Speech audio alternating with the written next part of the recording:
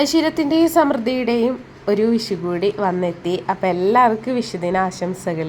അപ്പോൾ ഞാൻ ഇന്നലെ രാത്രിയിൽ തന്നെ ഞാനും ചേട്ടനും കൂടിയിട്ട് ഏകദേശമൊക്കെ റെഡിയാക്കി വെച്ചിട്ടുണ്ടായിരുന്നു. ഇന്ന് രാവിലെ എഴുന്നേറ്റ് അവയൊക്കെ ഒന്ന് തൂത്ത് വാരിയിട്ട് നമ്മളൊന്ന് വിളക്കൊക്കെ കത്തിച്ച് മക്കളെ വിളിക്കാനായിട്ട് റെഡിയായി നിൽക്കുകയാണ്. അപ്പോൾ ഞങ്ങൾ കഴിഞ്ഞ ദിവസം വിഷു ഷോപ്പിങ്ങിന് പോയ സമയത്തായിരുന്നു കുറച്ച് കണിക്കൊന്നയൊക്കെ കിട്ടി, ഒരുപാട് കിട്ടി ഇപ്രാവശ്യം.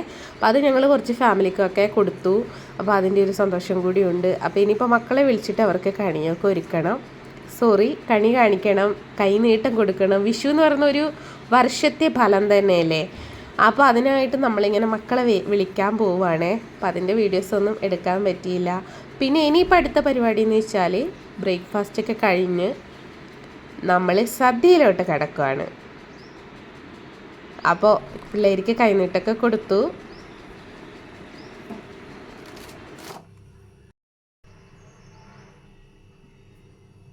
അപ്പോൾ സദ്യവട്ടത്തിൻ്റെ ഒരുക്കങ്ങളിലോട്ട് പോവുകയാണ്. എല്ലാം കട്ട് ചെയ്ത് വെച്ചതേ ഉള്ളൂ. ഇപ്പോൾ ബീൻസും ഇതൊക്കെ കഴുകി വെച്ചിരിക്കുന്നു. ഇതെന്ന് വെച്ചാൽ കൂട്ടുകറിക്കുള്ളതാണ്. അപ്പോൾ നമ്മൾ തീരുമാനിച്ചിരിക്കുന്നത് ഒരു ബീൻസ് തോരനും അതുപോലെ കൂട്ടുകറി. അപ്പോൾ ഇതെന്ന് പറഞ്ഞാൽ നമ്മുടെ നേന്ത്രക്കായ കട്ട് ചെയ്തിട്ടുണ്ട്, ചേന, പിന്നെ കടലയും ഇട്ടിട്ട് ഒരു കൂട്ടുകറി. പല നാട്ടിലും ചിലപ്പോൾ പലതരത്തിലായിരിക്കുമല്ലോ. പിന്നെ ഇത് കുറച്ച് സാമ്പാറിൻ്റെ കഷ്ണങ്ങൾ. ഇതിൽ മുരിങ്ങക്കോലൊക്കെ ഇന്നലെ ഞാൻ കട്ട് ചെയ്ത് വെച്ചതാണ്. ബാക്കിയൊക്കെ ഇന്ന് തന്നെയാണ്. പിന്നെ ഒരു അച്ചാർ, പപ്പടം, പിന്നെ ചെറിയ രീതിയിൽ പായസം, പിന്നെ ചോറ് റെഡി ആയിട്ടുണ്ട്. കാരണം വെച്ചാൽ ഇപ്രാവശ്യം വലിയൊരു സദ്യയില്ല. എങ്കിലും ഞാൻ വിചാരിച്ചു നമ്മുടെ തൊട്ടപ്പുറത്തുള്ള പിള്ളേരെയും കൂടെ ഒന്ന് വിളിക്കാമെന്ന്. അപ്പോൾ അവരൊക്കെ ഇനിയിപ്പോൾ ഈ വർഷം പോകുന്ന ആൾക്കാരാണ്. നമുക്കുള്ള ആകെയുള്ളൊരു ആഘോഷം ആയതുകൊണ്ട് അവർക്കും കുറച്ച് ഭക്ഷണമൊക്കെ കൊടുക്കാമെന്ന് വിചാരിച്ചിട്ട് ഇപ്പോൾ ഇനിയിപ്പോൾ ഓരോ പണികൾ അങ്ങ് സ്റ്റാർട്ട് ചെയ്യണം. പെട്ടെന്ന് തന്നെ നോക്കട്ടെ. അപ്പോൾ ഇതൊക്കെ ഇനി കഴുകിയിട്ട് ഒന്ന് കട്ട് ചെയ്തിട്ട് എടുക്കണം. അപ്പോൾ ഞാൻ ആദ്യം വിചാരിച്ചത് എല്ലാം ഒന്ന് കട്ട് ചെയ്തെടുത്തിട്ട് പെട്ടെന്ന് തന്നെ ഓരോന്നോരോന്ന് ചെയ്തെടുക്കാമെന്ന്. പിന്നെ പെട്ടെന്നാവും കട്ട് ചെയ്ത് കഴിഞ്ഞാൽ. തേങ്ങയൊക്കെ ചിരവിയിട്ട് ഇതിപ്പോൾ വറുത്തരച്ച സാമ്പാറാണേ. ഇത് മൂന്നിലും തേങ്ങ ആവശ്യമാണ്. അപ്പോൾ നമുക്ക് പെട്ടെന്ന് പാചകത്തിലോട്ട് പോകാം. അങ്ങനെ നമ്മൾ എല്ലാ കഷ്ണങ്ങളും ഇട്ട് ആവശ്യത്തിന് വെള്ളം ഒഴിച്ച് കുരുമുളക് പൊടിയും ഉപ്പും ഇട്ടിട്ട് കുറച്ച് മഞ്ഞൾപ്പൊടിയും കൂടി ഇടണം, അധികം ഇടില്ല. അപ്പോൾ അതും കൂടി ഇട്ടിട്ട് ഒരു 2-3 വിസിലോളം അടുപ്പിക്കണേ. കാരണം കടല നന്നായിട്ട് വേവണ്ടേ. അപ്പോൾ നമ്മളിതാ കൂട്ടുകറിയാണ് ആദ്യം റെഡിയാക്കുന്നത്. ഇനിയിപ്പോൾ അതിൻ്റെ ബാക്കി ഇത് വേവുന്ന സമയത്ത് വേണം തേങ്ങ നമ്മൾ ചെറുതായിട്ട് ക്രഷ് ചെയ്യുള്ളൂ. അതായത് തേങ്ങയുടെ കൂടെ കുറച്ച് വെളുത്തുള്ളി, അതുപോലെ ജീരകം ചെറുതായിട്ട്, നന്നായിട്ട് അരയത്തില്ല, ചെറുതായിട്ടൊന്ന് ക്രഷ് ചെയ്തെടുക്കും. അപ്പോൾ ഈ വിസിൽ വരുന്നവരെ ഒന്ന് വെയിറ്റ്.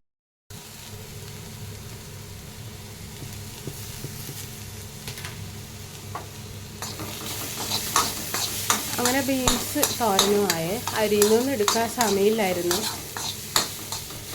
കാരണം ഓരോന്നും അങ്ങോട്ടും ഇങ്ങോട്ടൊക്കെ ചാടുമ്പോഴും എനിക്ക് കുറച്ച് സമയം കിട്ടില്ലല്ലോ.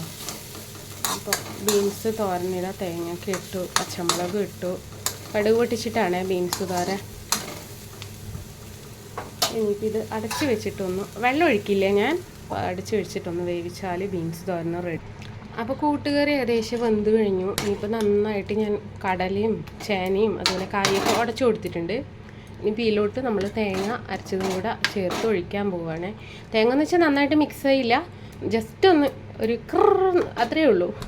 ജസ്റ്റ് ഒന്ന് ക്രഷ് ചെയ്യും. അതൊഴിച്ചാൽ നമ്മുടെ ഇതായി. പിന്നെ ഇതിലോട്ട് വറുത്തിടുന്നതെന്ന് വെച്ചാൽ കടുക്, അതുപോലെ വറ്റൽമുളക്, പിന്നെ കറിവേപ്പില, പിന്നെ കുറച്ച് തേങ്ങയും കൂടെ ഒന്ന് ഫ്രൈ ചെയ്തിട്ട് ഇതിലോട്ടിടും. അപ്പോഴാണ് ഇതിൻ്റെ ടേസ്റ്റ്. അപ്പോൾ ഇതിൽ ഞാൻ ചേർത്തിരിക്കുന്ന ചേരുവ ഒന്നും കൂടി ഞാൻ പറഞ്ഞുതരാം. ഉപ്പ്, മഞ്ഞൾപ്പൊടി, മുളക് പൊടി, അതുപോലെ കുരുമുളക് കുറച്ചധികം. മഞ്ഞൾപ്പൊടിയും മുളക് പൊടിയൊക്കെ വളരെ കുറച്ച് മാത്രമേ ഉള്ളൂ. കുരുമുളക് പൊടി നന്നായിട്ട് ചേർത്തിട്ടുണ്ടായിരുന്നു. അപ്പോഴാണ് കേട്ടോ ഇതിൻ്റെ യഥാർത്ഥ ടേസ്റ്റ് ഇറങ്ങി വരുന്നത്. നമുക്കതും കൂടെ ഒന്ന് അരച്ച് ചേർത്താൽ നമ്മുടെ കൂട്ടുകറി അങ്ങനെ റെഡി. അപ്പോൾ ഈ അരപ്പും കൂടെ ചേർത്ത് കൊടുക്കുകയാണെ. ഇങ്ങനെയാണ് നമ്മൾ അരച്ച് ചേർക്കാറ്. ചില നാട്ടിൽ ചില തരത്തിലായിരിക്കുമല്ലോ. ഒന്ന് യോജിപ്പിച്ച് കൊടുക്കട്ടെ. അപ്പോൾ ഇതാണ് ഏകദേശം ഒരു നമ്മുടെ കൂട്ടുകറിയുടെ. അപ്പോൾ ഇങ്ങനെ എടുത്തു കഴിഞ്ഞാൽ ഈ ഒരു കൺസിസ്റ്റൻസിയിൽ എടുത്തു കഴിഞ്ഞാൽ കുറച്ച് തണിയുമ്പോഴേക്കും നന്നായിട്ട് കട്ടയായിട്ട് കിടക്കും. അപ്പോൾ അങ്ങനെയാണ് നമ്മൾ സദ്യക്കൊക്കെ കൂട്ടുകറി വിളമ്പുന്നത്. അപ്പോൾ ഇന്നിപ്പോൾ നമുക്ക് സാമ്പാറും കൂടി ഉള്ളതുകൊണ്ട് ഇത് ഒന്നും കൂടി വറ്റിച്ചെടുക്കാവുന്നതേ ഉള്ളൂ. അപ്പോൾ കണ്ടോ, ആഹാ അടിപൊളിയല്ലേ.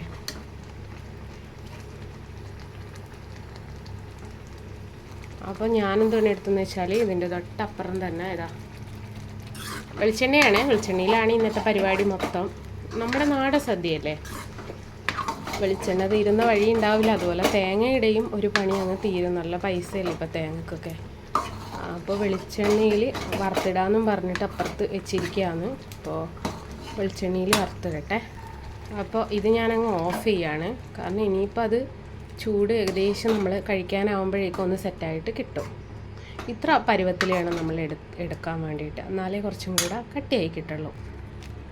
അപ്പോൾ ഈ വറ്റൽ മുളക് ഉണ്ടല്ലോ, ഞാൻ പച്ച അതായത് ഉണങ്ങാത്തത് വാങ്ങിയിട്ട് കഴുകിയിട്ട് വീണ്ടും കഴിക്കും. നന്നായിട്ട് അഴുക്ക് പോയ ഇതിൽ നിന്ന് നന്നായിട്ട് കഴുകിയിട്ട് വീണ്ടും ഉണക്കിയെടുത്തതാണ്.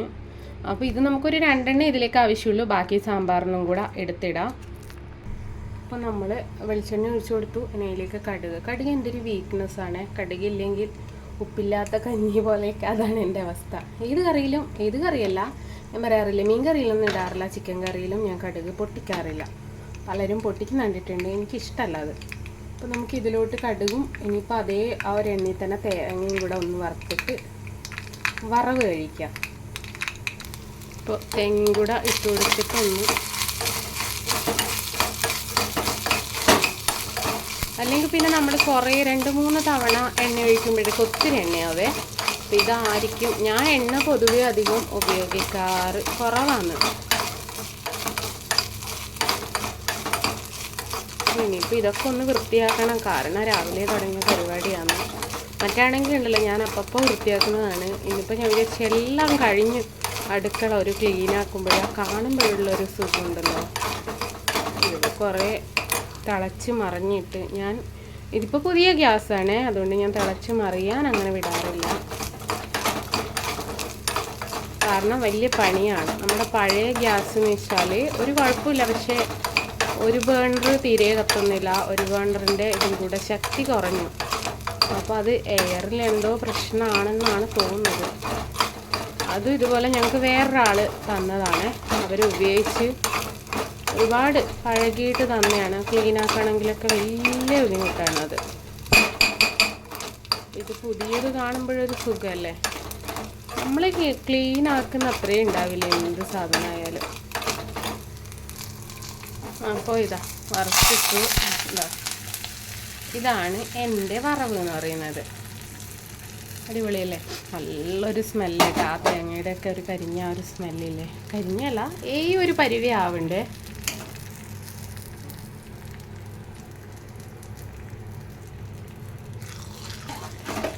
ഇതൊന്ന് യോജിപ്പിച്ചിട്ട് നമുക്ക് വേറൊരു പാത്രത്തിൻ്റെ ചെറിയ ക്ഷാമം ഇവിടെയുണ്ട്. നമ്മളിങ്ങനെ മാറ്റിക്കൊണ്ടിരിക്കുകയാണ്. ഇതങ്ങടായി. ഓക്കെ, ഇത് സെറ്റായേ. ഇത് വേറൊരു പാത്രത്തിൽ അങ്ങനെ അതായി. അതൊക്കെ ആയിട്ടൊന്ന് പാത്രത്തിൽ സെറ്റാക്കി വെച്ചു. അടുത്തത് സാമ്പാറാണ്. അപ്പോൾ ഞാൻ സാമ്പാർ ആദ്യം പരിപ്പ് വേവിച്ച് വെച്ചു. ഇനിയിപ്പോൾ ഇത് ഒന്ന് ജസ്റ്റ് ഒന്ന് ഫ്രൈ ചെയ്തിട്ട് അതിൽ മസാലയൊക്കെ ഇട്ടിട്ട് കുക്കറിൽ വീണ്ടും ഒരു 2 വിസിൽ കൊടുക്കും. ആ കൊടുത്തതിന് ശേഷമാണ് നമ്മൾ വറുത്തരച്ച തേങ്ങയും കൂടെ ഇതിലോട്ട് ആഡ് ചെയ്യുന്നത്. അപ്പോൾ നമ്മൾ ഇതൊക്കെ പച്ചക്കറികൾ ഒന്ന് വഴറ്റുമ്പോൾ നമ്മൾ വെണ്ടയ്ക്ക ഒന്ന് മാറ്റി വെക്കണം, കാരണം വെണ്ടയ്ക്ക പെട്ടെന്ന് ഉടഞ്ഞ് പോകുന്നതാണ്. അപ്പോൾ അത് ഞാൻ ലാസ്റ്റ് ജസ്റ്റ് ഒന്ന് ഫ്രൈ ചെയ്ത് ഇടുക മാത്രമേ ഉള്ളൂ. പിന്നെ ഇതിലോട്ട് നമ്മൾ കടുകും അതുപോലെ വറ്റൽമുളകും കറിവേപ്പിലയും കൂടെ ഒന്ന് വറുത്തിട്ട് കൊടുക്കുന്നു. അതോട് കൂടിയിട്ട് നമ്മുടെ സാമ്പാറും അങ്ങ് റെഡി ആയിരിക്കുന്നു. പിന്നെ അതിൻ്റെ കൂടെ തന്നെ ഞാൻ തൊട്ടടുത്ത അപ്പുറം നമ്മുടെ പപ്പടം ഒന്ന് പൊളിച്ച് വെക്കുന്നുണ്ട്. അപ്പോൾ പപ്പടവും റെഡിയായി. അങ്ങനെ ഏകദേശം പരിപാടികളൊക്കെ ആയി. അതിനിടയിൽ ഞാൻ കുഞ്ഞുങ്ങളെ വിളിക്കാനൊക്കെ പോയായിരുന്നു, അതൊന്നും വീഡിയോ എടുക്കാൻ പറ്റിയില്ല.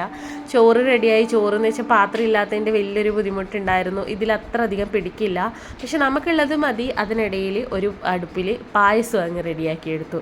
അപ്പോൾ ആ ഒരു സമയം കൊണ്ട് നമ്മുടെ കുഞ്ഞു മക്കളൊക്കെ വന്നു, നമ്മളെ പാത്രങ്ങളൊക്കെ റെഡിയാക്കി. ഇപ്രാവശ്യം ഒരു വിഷമം എന്ന് വെച്ചാൽ ഇല കിട്ടിയില്ല.